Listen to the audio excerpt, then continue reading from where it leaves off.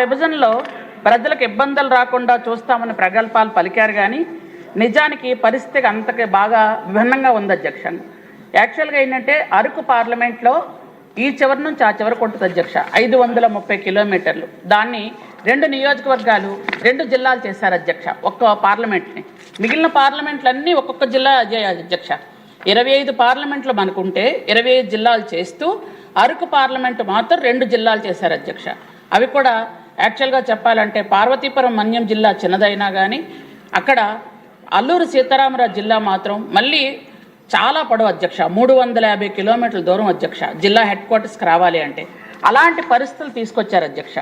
అయితే ఈ పునర్విభజనలో భాగంగా శ్రీకాకుళం జిల్లాలో పాలకొండ నియోజకవర్గం పార్వతీపురం మన్యం జిల్లాకు వచ్చినప్పటికి కూడా పాలకొండ నియోజకవర్గంలో ఉన్న సీతంపేట ఐటీడీఏలో పార్వతీపురం అక్కడ సీతంపేట ఐటీడీఏలో ఉన్నటువంటి 4 మండలాలు మాత్రం పార్వతీపురం మన్యం జిల్లాకు వచ్చాయి అధ్యక్ష. అంటే పాలకొండ మాత్రమే వచ్చింది కాబట్టి 4 వచ్చాయి.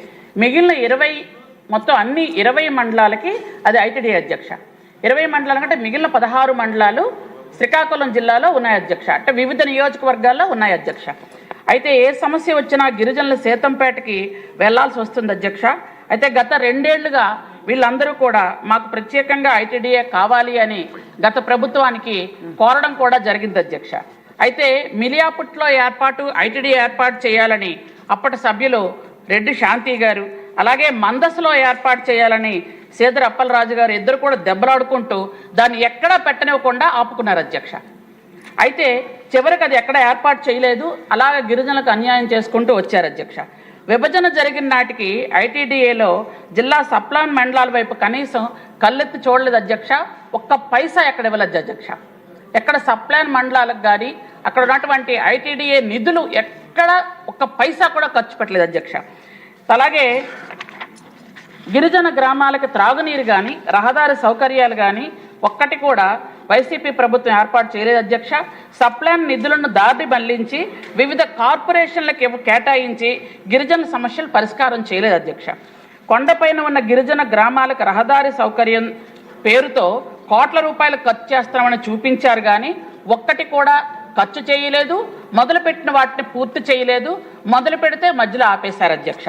కూటమి ప్రభుత్వంపై అప్పుడు శ్రీకాకుళం జిల్లాలో ఉన్నటువంటి ఐటీఐ గురించి అందరూ కూడా ఆశలు పెంచుకున్నారు అధ్యక్ష. కానీ ఇప్పుడు మన ప్రభుత్వం వచ్చిన తర్వాత గౌరవ ముఖ్యమంత్రి చంద్రబాబు నాయుడు గారు ఈ ప్రతిపాదనని మన ఫైనాన్స్కి పంపించడం జరిగింది అధ్యక్ష. మిలియాపుట్లో ఐటీడీ ఏర్పాటు చేద్దామనే ఉద్దేశంతో మనం ప్రతిపాదన పంపించాం అధ్యక్ష. అయితే ఇప్పటికీ కూడా 20 మండలాలు ఏవైతే ఉన్నాయో సీతంపేటకు రావడం వెళ్ళడం జరుగుతుంది అధ్యక్ష. గౌరవ సభ్యులు ఆందోళన చెందిన విధంగా మిగిలిన 16 మండలాలని వదిలేలేదు అధ్యక్ష. వాళ్ళకి ఏ విషయం కావాలి అన్నా, ఎందుకంటే గౌరవ ముఖ్యమంత్రి చంద్రబాబు నాయుడు గారు వచ్చిన తర్వాతనే గిరిజనులకు రహదారి సౌకర్యాలు వస్తున్నాయి, సప్లాన్ నిధులు వస్తున్నాయి, అలాగే మనకి ట్రైకార్ లోన్లు వస్తున్నాయి అధ్యక్ష. అలాగే విద్యార్థులు ఎవరైతే ఉన్నారో ఐటీడీఏ స్కూల్స్ చదువుకున్న విద్యార్థులందరికీ కూడా స్కాలర్షిప్లు కానీ వాళ్ళకి వస్తున్నటువంటి అన్ని సౌకర్యాలు ఇప్పుడు వస్తున్నాయి అధ్యక్ష. కాబట్టి మన వాళ్ళందరూ కూడా ఇప్పుడు ఎవరైతే గౌరవ సభ్యులు అందరూ అడిగారో వాళ్ళందరికీ కూడా నేను ఒక విజ్ఞప్తి చేస్తున్నాను అధ్యక్ష. ఖచ్చితంగా మీ గిరిజన మండలాల్లో ఉన్నటువంటి గిరిజనుల్ని ఐటీడీఏకి ప్రజెంట్ సీతంపేట ఐటీడీఏకి పంపించండి. అక్కడ ఖచ్చితంగా అన్ని రకాలైనటువంటి రాష్ట్రంలో ఉన్నటువంటి గిరిజనులందరికీ ఏ విధంగా అయితే సౌకర్యాలు సేవలు జరుగుతున్నాయో అక్కడ కూడా చేస్తామని ప్రభుత్వం ద్వారా తెలియజేస్తున్నాను అధ్యక్ష. Thank you.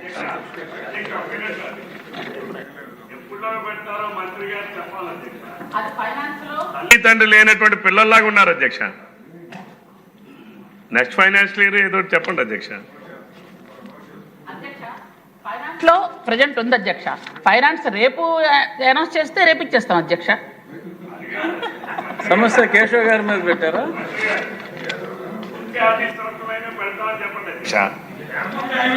గౌరవ మంత్రి గారు నేను కోరేది కనీసం నెక్స్ట్ ఫైనాన్స్ చెప్పండి. సమాధానం ఏం చెప్పాలో కూడా మీరు చెప్పడం సమంజసం కాదు. నేను ఇమ్మని అడుగుతున్నాను అధ్యక్ష. Next financial year. Question number 506 మళ్ళీ గుమ్మడి సంజయ్ రాణి గారు.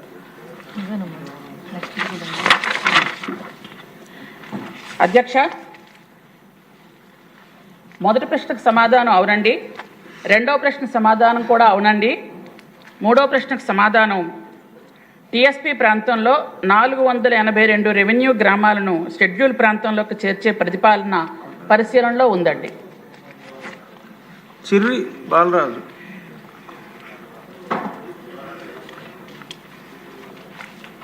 ఏజెన్సీ ప్రాంతంలో ఆనాటి ముఖ్యమంత్రి నందమూరి తారక రామారావు గారు జియో నెంబర్ 3ని అమల్లోకి తీసుకొచ్చారు అధ్యక్ష. తర్వాతి కాలంలో చంద్రబాబు నాయుడు గారి నాయకత్వంలో ఈ జియో నెంబర్ 3ని పూర్తిగా అమలు చేశారు అధ్యక్ష. గత వైసీపీ ప్రభుత్వంలో ఈ జియో నెంబర్ 3ని పూర్తిగా నిర్వీర్యం చేసేశారు అధ్యక్ష. వైసీపీ ప్రభుత్వ నిర్లక్ష్యం వల్ల ఈరోజు అనేక మంది గిరిజనులు, యువతి యువకులు ఈరోజు ఇబ్బంది పడే పరిస్థితి ఏర్పడింది అధ్యక్ష. గిరిజనుల అభివృద్ధి, వారి సంక్షేమం, వారి ఉద్యోగాల పట్ల శ్రద్ధ చూపించేటువంటి ప్రభుత్వం కేవలం కూటమి ప్రభుత్వం మాత్రం అధ్యక్ష. అలాగే జియో నెంబర్ 3కి సంబంధించి రేపు జరగబోయేటువంటి డిఎస్సి నోటిఫికేషన్లో కొంత వెసులుబాటు మనం ప్రభుత్వం ద్వారా కల్పించాలి అధ్యక్ష. అలాగే జియో నెంబర్ 3ని చట్టం చేయడానికి ముఖ్యమంత్రి వర్యులు అలాగే లోకేష్ గారు ప్రత్యేక దృష్టి పెట్టి ఆదివాసీ యొక్క మనుగడ కాపాడాలని ఆదివాసీ బిడ్డల తరఫున వేడుకుంటున్నాం అధ్యక్ష. అలాగే 2019, 2024 మధ్యకాలంలో ఐటీడీలకు సంబంధించి ₹1 కూడా గిరిజనులు కేటాయించినటువంటి దాఖలాలు లేవు అధ్యక్ష. ఐటీడీ ఆధ్వర్యంలో చదువుకున్నటువంటి యువతీ యువకులకు యూత్ ట్రైనింగ్ సెంటర్స్ పెట్టి నిరుద్యోగ యువతలకు శిక్షణ కేంద్రాల ద్వారా వేలాది మందికి శిక్షణ ఇప్పించి వారి చేతి కోసం బ్యాంకుల ద్వారాగా రుణాలు కూడా ఇచ్చేటువంటి ఏర్పాటు ఐటీడీఏ చేసింది అధ్యక్ష. కానీ వైసీపీ అధికారం వచ్చిన తర్వాత ఈ ఐటీడీలను సరైన అధికారులు కూడా కేటాయించుకోకుండా ఐటీడీలు నిర్వీర్యం చేసి ఈరోజు మన ప్రభుత్వం వెంటనే దాని మీద యాక్షన్ తీసుకొని యూత్ ట్రైనింగ్ సెంటర్స్ని ఏర్పాటు చేసి వారికి ఉద్యోగ అవకాశాలు అలాగే ఉపాధి అవకాశాలు కూడా మన ఎన్డీఏ కూటమి తరఫున ప్రత్యేకమైన నిధులు కేటాయించాలని నేను వేడుకుంటున్నాను అధ్యక్ష. అలాగే చదువుకున్నటువంటి యువతీ యువకులకు డిఎస్సి కోచింగు, టీటీసీ ఇలాగా కోచింగ్ సెంటర్లు కూడా ఏర్పాటు చేసి వారికి ఉద్యోగ అవకాశాలు కూడా మెండుగా అందించే విధంగా ఎన్డీఏ కూటమి ప్రభుత్వం చర్యలు తీసుకోవాలి అధ్యక్ష. అలాగే గిరిజన ప్రాంతాలు ఉండేటువంటి గిరిజనుల హక్కులను కాపాడుకోవడానికి అనేక ఇబ్బందులు పడుతుంటే మైదాన ప్రాంతాలు ఉండేటువంటి గిరిజనులు ఎలాంటి చట్టాలు వర్తించవు అధ్యక్ష. అలాగే వారికి ఐటీడీ నిధులు కానీ అలాగే 170 యాక్ట్ కానీ ఉద్యోగ అవకాశాలు కానీ మైదాన ప్రాంతాలు ఉండేటువంటి గిరిజనులకి అందించలేము అధ్యక్ష. అలాగే ఉదాహరణకు మా పోలవరం నియోజకవర్గంలో కోయిలగూడెం మండలంలో కిచ్చపగూడెం, బొత్తపగూడెం, మర్రిగూడెం గ్రామాలు ఇవి అన్నీ కూడా మైదాన ప్రాంతాలు ఉన్నాయి అధ్యక్ష. వీరికి ప్రభుత్వం నుంచి ఎటువంటి గిరిజనులకి ఎటువంటి సహాయ సహకారాలు మనం అందించలేకపోతున్నాం అధ్యక్ష.